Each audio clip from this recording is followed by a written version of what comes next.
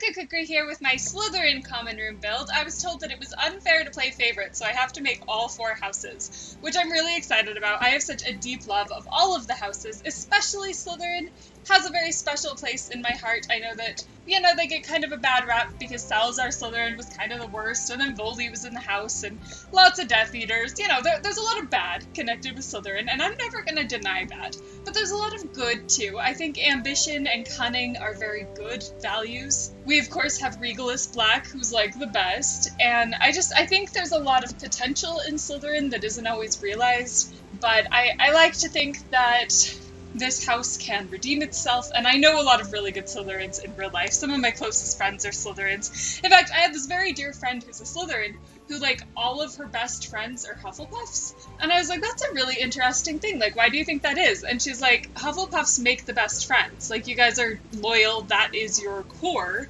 and I want the best for myself as a Slytherin, so I choose Hufflepuffs as my friends. And I was like, that is such a, calculated way to choose your friends, and I love it. So Slytherins are very interesting people, but I have such a great love of them. I feel like they do a lot of good, and they have a lot of big dreams, and I really admire that. So I haven't thought as much about what the Slytherin common room would look like. I dream about what the Hufflepuff common room looks like all the time. Slytherin was a little harder, and I didn't go based on the movies because I don't believe in the movies. Unpopular Harry Potter opinion, I don't like the movies.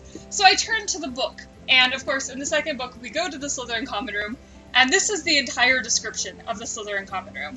The Slytherin common room was a long, low, underground room with rough stone walls and ceiling, from which round, greenish lamps were hanging on chains. A fire was crackling under an elaborately carved mantelpiece ahead of them, and several Slytherins were silhouetted around it in high-backed chairs. So I went with an underground room. I wanted it to be long and low, but I also wanted it to be the same shape as the Hufflepuff common room, so we went with the octagonal shape. It's not long or low. I found these hanging lights and eventually managed to tint them green without turning the whole room green, so I feel like it worked out. Right now I have them in a silvery gray. One of the biggest struggles about making the Slytherin common room in The Sims is we have very limited green options. Nothing comes in green, so it was a real struggle. But I did manage to make the lights green tinted. I chose some green accents. I feel like it worked. I have the high-backed chairs around the fireplace. Something I really wanted in the Slytherin common room was lots of individual spaces rather than shared couches and things. I wanted everybody to kind of have their own spot.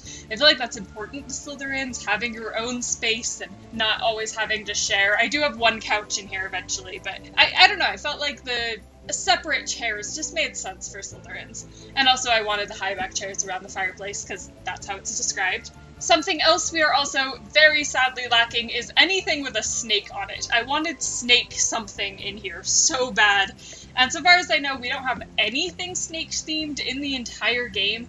In Sims 3, you could actually have snakes as pets, and I would have really liked to do, have a live snake in here somewhere. But that wasn't an option. I also wonder if there are Slytherins who have a snake phobia, and how hard that would be.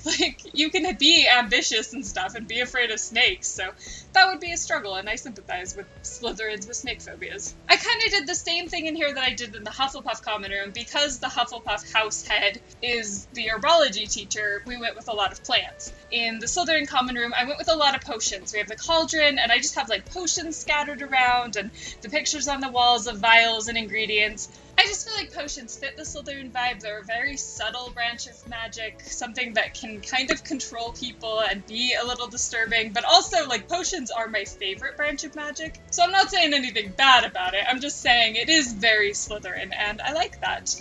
I also wanted to go very luxe in here. Of course, I was limited by what things come in green, but I wanted very fine furniture and decorations because I feel like Slytherin has a real, old money vibe about it. Obviously not all Slytherins are rich or come from wealth, but we have these old families, the Blacks and the Malfoys, and I just feel like there's this very snooty prep school vibe about Slytherins.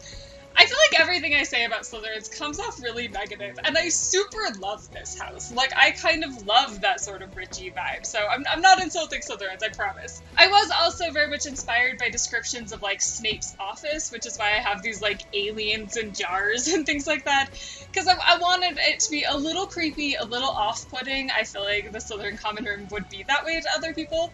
Again, I love it. I think it's really awesome. I put a lot of love into this build. I put up that portrait that theoretically could be Salazar Slytherin. I took it down a couple times, but it is what I eventually ended up with, and it made me sad that I didn't have a picture of Helga in the Hufflepuff common room. As I mentioned before, I have the cauldron so that you can brew potions in here. I added an art easel because I feel like there are definitely artsy Slytherins. There's also a bar that's hidden in the globe, and I just felt like if anybody was gonna have like a hidden bar that the teachers don't know about, it would be the Slytherins.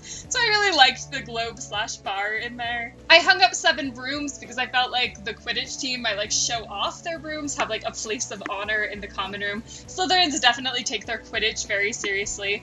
I do also have like a communal table where obviously that's for like doing homework, but I also imagine that that's where Slytherin Craft Night happens. I'm obsessed with Slytherin Craft Night, okay? So in book 4, Malfoy makes these badges that say support Cedric Diggory, the real Hogwarts champion, and then when you press on them they say Potter stinks. And like in book 6, I think, they make the Weasleys are king badges. And I'm like, seriously, Slytherins sit around and make mean-spirited badges, and I just find that so funny. I like to think that someday they will put those powers to good instead of evil, but I just find it really funny that they like get together to do these craft projects, and I love Slytherins, man. They're so great.